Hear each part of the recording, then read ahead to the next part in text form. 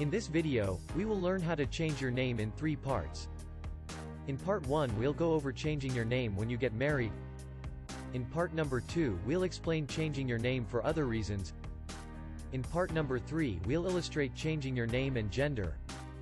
Whether you're getting married or you want a new identity, changing your name can seem like an overwhelming process.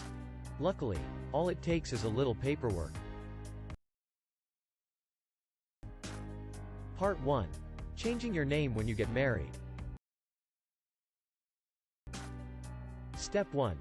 List your new name on your marriage certificate. When you go to the courthouse to get your marriage certificate, the clerk should ask you if you want to change your name. Make sure your full new name is listed on the marriage certificate. If you've already obtained your marriage certificate and it doesn't include your name change, skip down to the general name changing method. Getting married makes changing your name easier than it would otherwise be, so think carefully about what you want your permanent name to be. You can use your former last name as your middle name or hyphenate 2 last names if you don't want to drop your maiden name entirely. Step 2. Change your name on your Social Security card. Once you've received your marriage license, your next step will be to obtain a new Social Security card, which will require you to fill out a form and either visit a Social Security Administration office or mail it in with the required documents. Gather your paperwork together. You'll need your marriage certificate, birth certificate, photo ID, driver's license, passport, or state ID card, and a completed application for a new Social Security card, available online. 3. Trustworthy source. Social Security Administration, independent U.S. government agency responsible for the administration and management of Social Security. Go to source. Submit your documents to the Social Security Administration. You can make an appointment to change your name in person, or you can mail in the appropriate documents. All original copies will be mailed back to you with a receipt. 4. Trustworthy source. Social Security Administration, independent U.S. government agency responsible for the administration and management of Social Security. Go to source. You can find the address for the Social Security office nearest you via a locator on the Social Security Administration website. 5. Research source. Your new card should arrive within 10 days of processing, that is, the date shown on your receipt or the date on which you visited an SSA office. Step 3. Change your name on your driver's license or state ID card. Visit your local DMV with your new Social Security card and your old driver's license or ID card to receive a new ID card. Step 4. Change your name on all your other documentation. Here's a short list of what you might consider: bank accounts, credit cards, leases or mortgages, car title, voter registration, medical offices, post office boxes, passport. Step 5. Start using your new name. For the first few months you'll probably have to deal with some confusion on the part of people who aren't aware you changed your name. Start introducing yourself with your new last name, signing checks and other documents with your new last name, and politely asking people to use it when they address you. Part 2. Changing your name for other reasons. Step 1. Choose your new name carefully. Legally changing your name is a serious decision, so you should make sure that you choose a name that you like enough to keep. Before beginning the process of changing your name, practice signing it and have a few people close to you call you by that name, to make sure you like it. You can change your first name, middle name, last name, or all of the above. 8. Research source. Step 2. Make sure your new name will be legal. The primary concern here is that your new name doesn't imply fraudulent intent, i.e. that you aren't trying to gain some benefit by misleading others about your identity. You're avoiding bankruptcy by pretending to be someone else. Your new name violates a trademark, e.g. trying to name yourself Chuck E. Cheese, or Adidas Batman. The name uses numbers or symbols, except Roman numerals. The name includes obscene words. If you are having trouble determining if your name change is legal, or need legal assistance with this process, hire an attorney. Legal self-help centers are often available to help with name changes, and legal fees may be waived if sufficient financial need is demonstrated. Search online to see what legal aid resources are available in your community. Step 3. Fill out a petition. Most states require you to fill out a petition explaining your reasons for wanting to change your name. Go to the courthouse or your state's court's website to obtain the proper forms and learn all the requirements in your jurisdiction. For example, in California, you must fill out forms NC 100, NC 110, NC 120, and CM 010. 12. X research source. Other states may have different requirements. For instance, in Florida, you must undergo fingerprinting and state and federal criminal background checks as well. 13. X research source. If you're changing your name because of a divorce, contact your divorce lawyer. He or she may be able to help you expedite the process, since changing a name for this reason is quite common. Sometimes it can even be included in the divorce decree. 14. X research source. If you're an immigrant, ex-convict, or attorney, you'll probably need an affidavit of service of notification to authorities in addition to your petition. This shows that any relevant authorities have been alerted to your proposed name change. 15. X research source. For example, attorneys must be licensed under their legal names, so if an attorney changes his or her name, that license must reflect the change. Step 4. File your petition with your local civil court. Visit your local civil court in person to file the petition with a clerk, or file by mail if that is allowed in your state.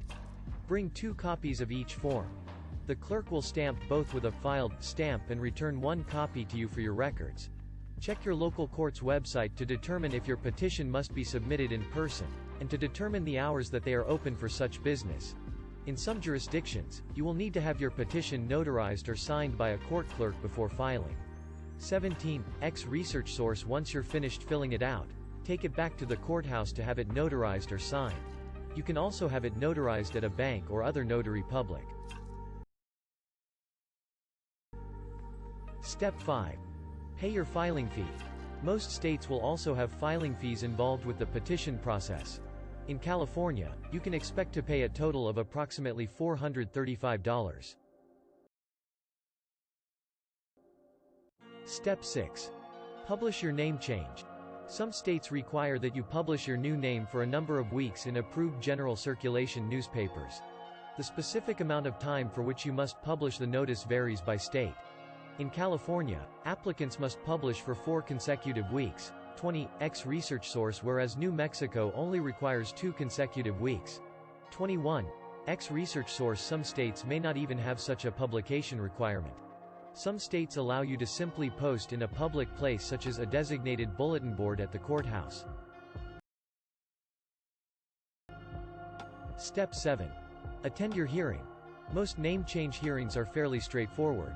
If the judge asks you any questions about your reasons for changing your name, answer clearly and honestly. If you live in a state with a publication requirement, bring copies of the publication to prove you met the requirement. In some states you will be expected to present a prepared testimony explaining your name change. Arrive at your hearing 15 to 20 minutes early, just in case. If the judge denies your request, get a copy of the denial and try again. If the judge approves your request, you'll be granted a name change court order, probably given to you by your local civil court clerk. Make a copy for your records. Step 8. Get a new Social Security card and driver's license. Take your court order to the Social Security Administration, or mail in a certified copy. Make sure you also have your birth certificate, photo ID, driver's license, passport, or state ID, and a completed application for a new Social Security card, available online.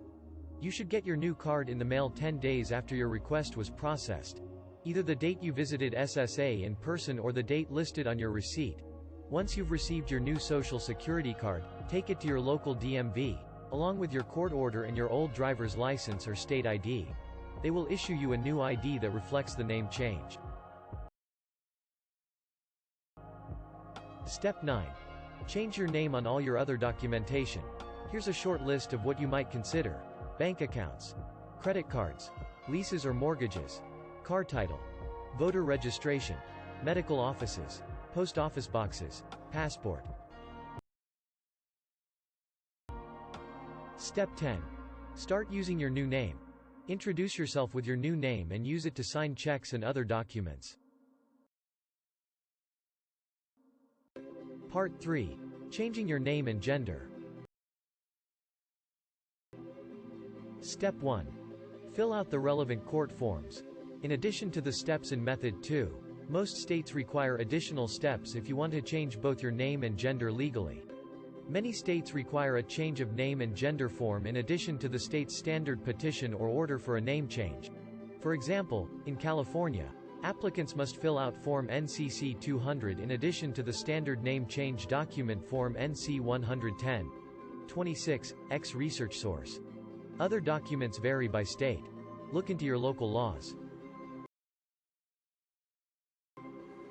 Step 2. Have a doctor fill out an affidavit telling the court that you have undergone clinically appropriate treatment for change of gender. Most states require a licensed physician to provide documentation that you have undergone the respective change of gender. Your doctor may be able to write his or her own note or use a form provided from the state.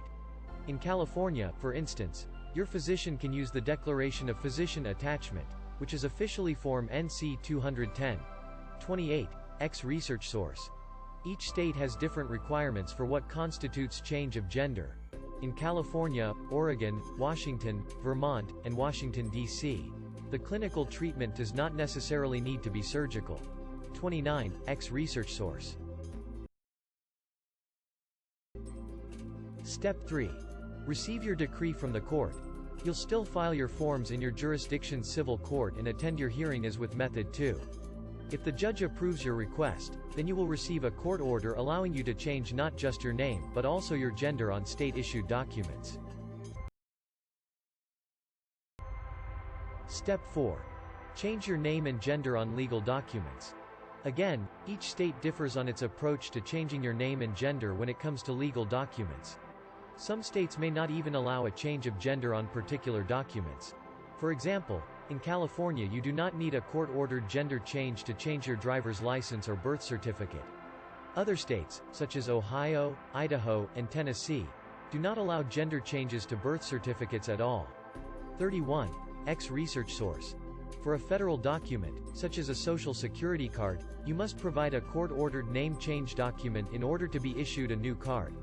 Gender details do not appear on Social Security cards, but to change your gender filed with the Social Security Administration, you can show a state-issued amended birth certificate, a physician's letter certifying clinical treatment, or a 10-year U.S. passport showing the appropriate gender marker.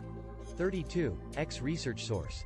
To receive a 10-year U.S. passport, your ID and passport photo must resemble your current appearance, and you must submit a letter from a physician certifying that you have completed your transition. 33. X research source.